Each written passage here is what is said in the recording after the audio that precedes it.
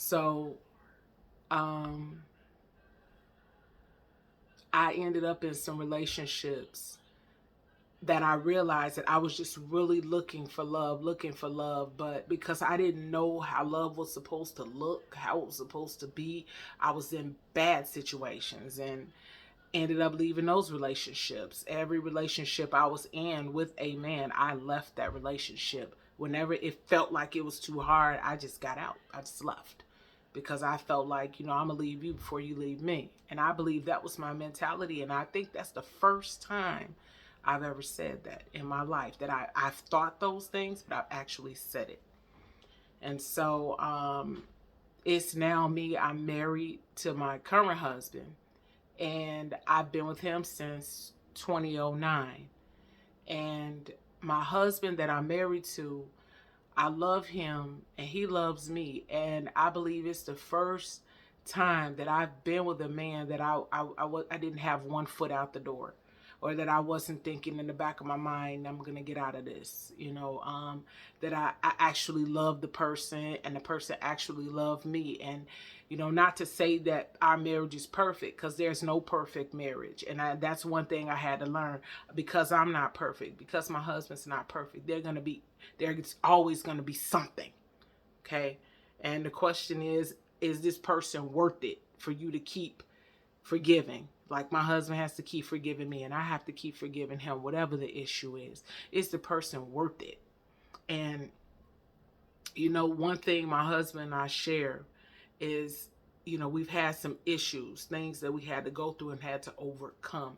And I think when I think of the child in my husband, I love that child so much in him.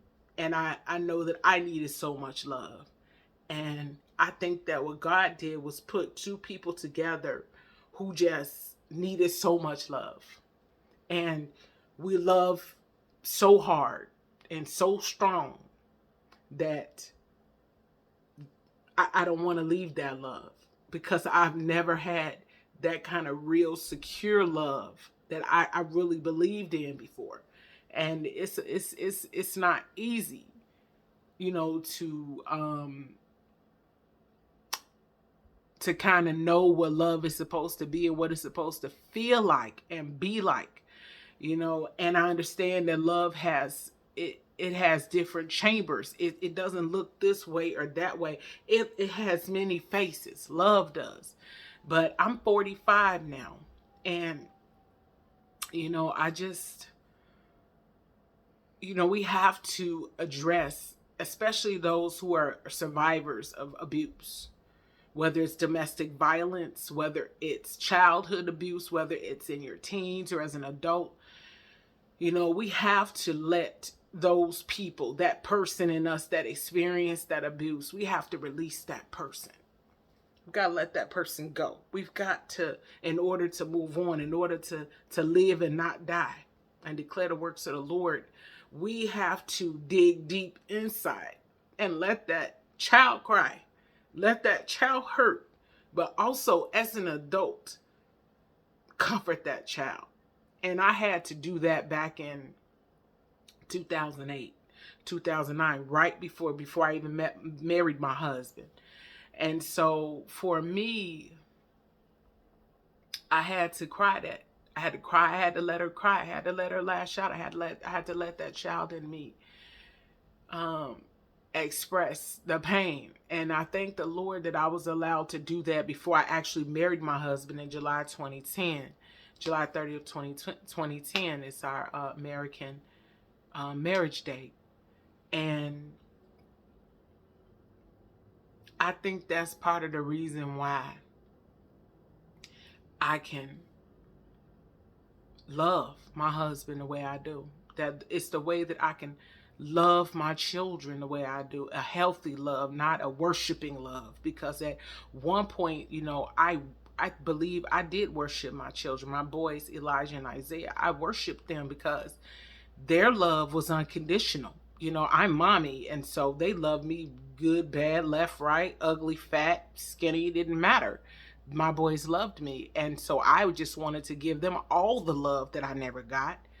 And I was really spoiling the children and ruining them before my husband got here and helped to make them into the men they're becoming. And there's still got a lot of work to be done. You know, it's a lot of work to be done on those boys. But I pray the Lord God that my husband's presence in their life will really be the game changer for them as men and things like that. And so um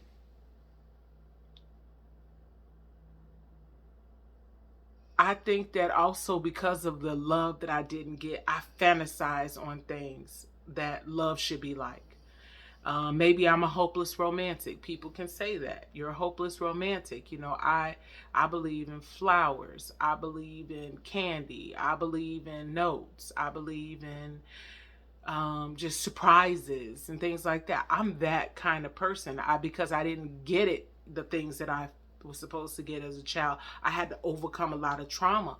I had to overcome my mother being murdered. I had to overcome my father abandonment. I had to overcome being told I was ugly and fat and never going to be anything but a prostitute on welfare with some nigga beating on me for the rest of my life. I had to overcome those things. And then remember, I really didn't get a chance to digest my mother being murdered. I really didn't get a chance to digest my father abandoning me. And so my life has been just like go, go, go, go, go, go, go, because I'm so afraid that if I really just sit still, I don't even know if I can come back to the self that I have worked so hard to be.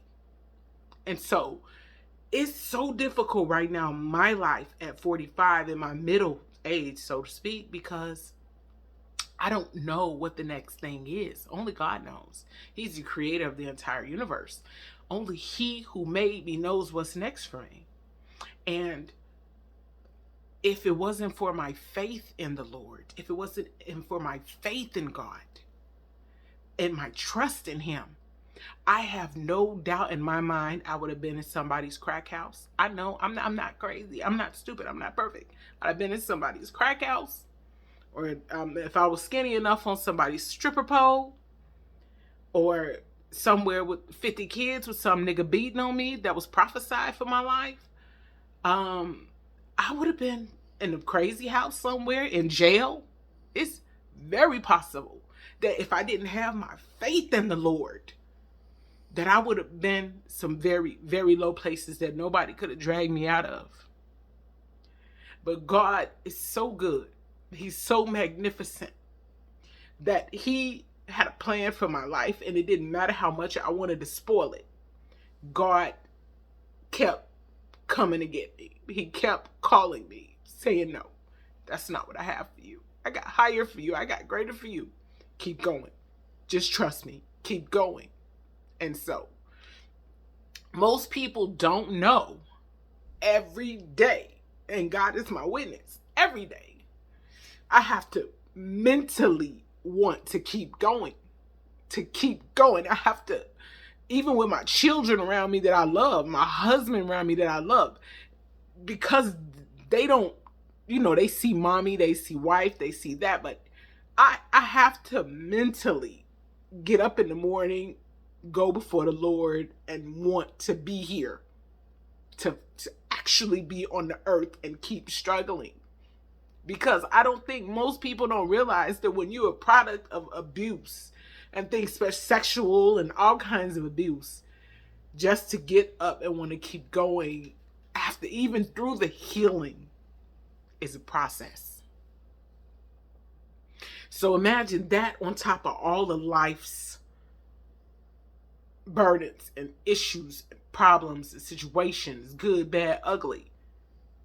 I have to mentally check in and say, okay, God, I want to be here. And I pray the day never comes that I go before the Lord and I check in and I say, God, you know what? I'm tired. I don't want to be here, because I have people that love me. They want me to be here. So I have to mentally want to be here too. And I believe that's so important.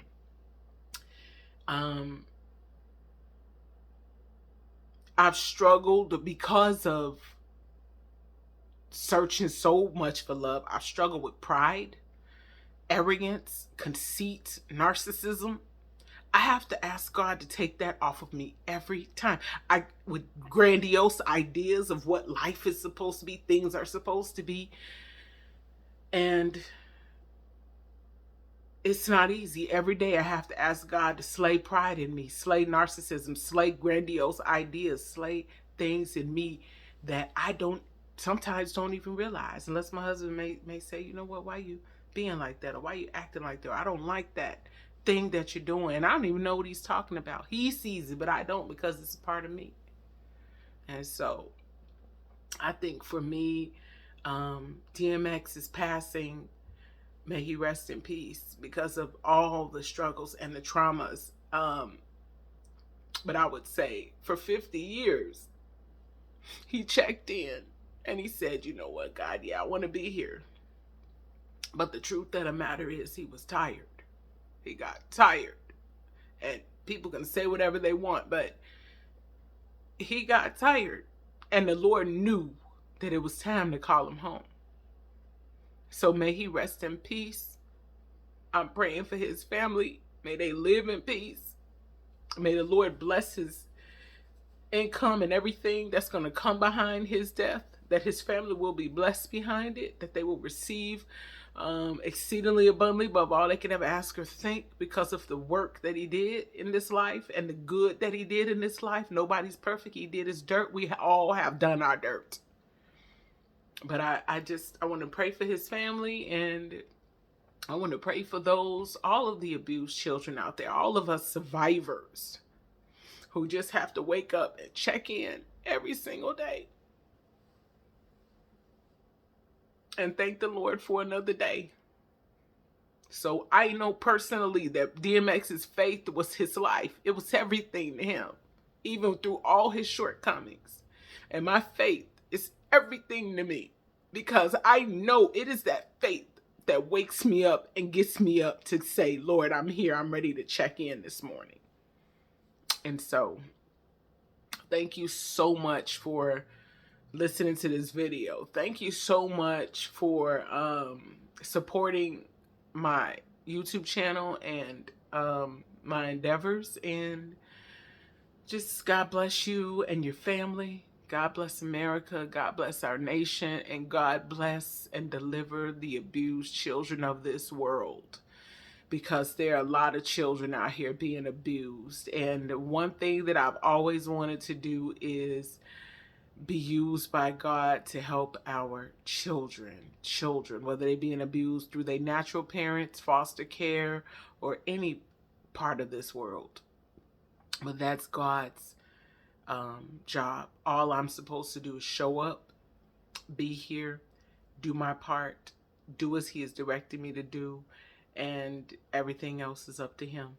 So God bless you. God bless your family. God bless America. Thank you. Bye for now.